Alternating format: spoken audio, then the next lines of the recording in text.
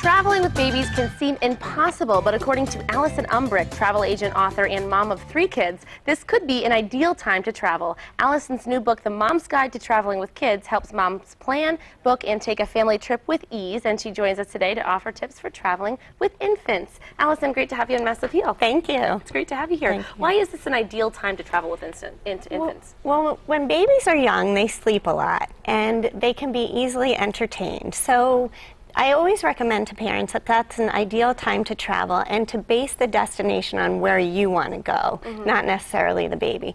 There's plenty of time for Disney later when your child is 6 or 7. They're on the go a lot more. Babies can be easily portable, and so that's a good time to travel. That makes perfect sense. Yes, you have 10 great tips. We're going to go through all of them right now. Great. Your first is in the category of planning the trip. So your first tip is timing is everything.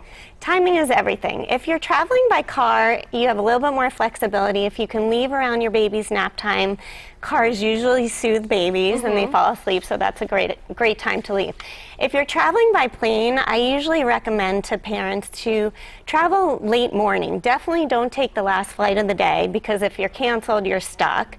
And at that time, you're already tired. So usually mid to late morning is a good idea. If you wait until the afternoon, this happened with my son one time. We flew across country, and we had a 3 o'clock flight, and he didn't fall asleep the whole 6-hour flight, and he fell asleep upon landing. So I was already exhausted. So I think the earlier you can, and late morning, you'll miss a lot of the commuters. So that's a good time to travel. And you also suggest to travel during non-school vacation weeks. Yes, when you have a baby, you're not confined to school schedules. Right. And so you can travel when you want.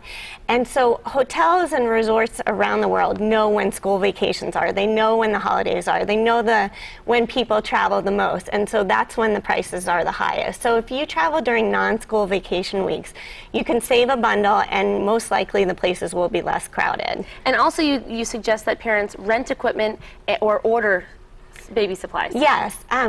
There are lots of baby rental equipment companies, particularly at resort destinations, which are great, because if you're flying, you can't pack the bouncy seat, you can't pack the Exercsaucer, or some of these toys that are great for babies. And with airlines charging so much for checked baggage now, even a pack and play, whereas a lot of people used to bring a pack and play, it can be a better option to just rent the equipment, and these companies do it at a pretty low cost. Yeah, it was something a lot of parents would never even think of doing, so Yeah. that's great. Now we're going to move on from planning to packing. Now if your child has a security blanket or a pacifier or something that they love to have to soothe them, you suggest bringing more than one. Bring extra, yes. I mean, there's nothing like being on the plane and you thought you had plenty of pacifiers and you haven't taken off and there's none to be seen.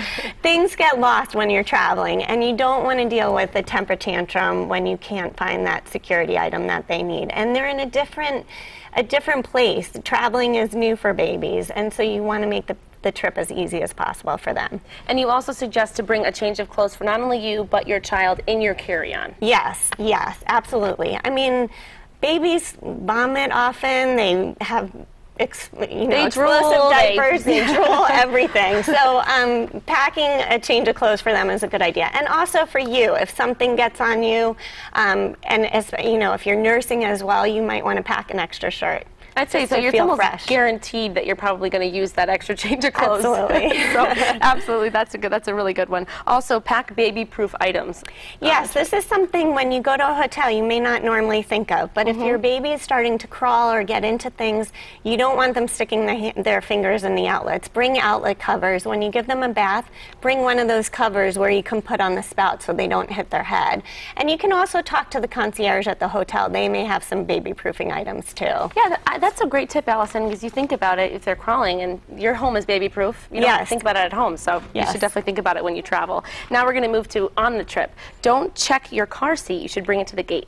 Yes, you are not required to buy a seat for your child until he or she is 2 years old. So oftentimes when parents are just traveling with the baby, they don't buy them a seat. But a lot of times on planes, the plane may not be full, so you may get a seat for your child, and if you if you check your car seat, then you can't have a separate seat for them. But if you bring the car seat to the gate and the gate agent, you tell them that you're traveling with the baby, there may be a seat that opens up and you can have your hands free. And if you don't, then you just check the car seat at the gate. Oh, that's easy, and that makes your trip a lot less stressful if there is an extra seat for them. Absolutely. Definitely. Also, bring your stroller to the gate along with a baby carrier or a sling. Yes, a lot of people think it's easy. I'll just check my stroller with my baggage and I'll carry my baby in the sling or the baby carrier. And that's a great idea, but if you get to the gate, what happens if your flight is delayed by 2 or 3 hours? You don't want to be carrying, you don't want to break your back, you don't want to be carrying the baby all that time. So bring the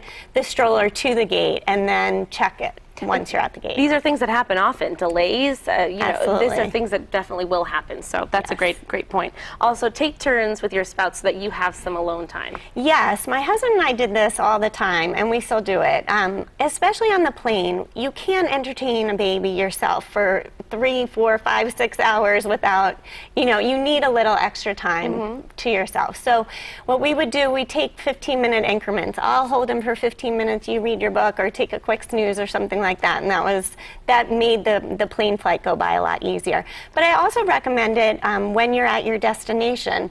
We would take turns. You stay in the hotel room while he takes his nap, and I'll go for a swim or something like that. And I think your vacation's a lot more enjoyable when you have some alone time. Absolutely, that's great. And Allison, quickly, lastly, your last tip is attitude is everything.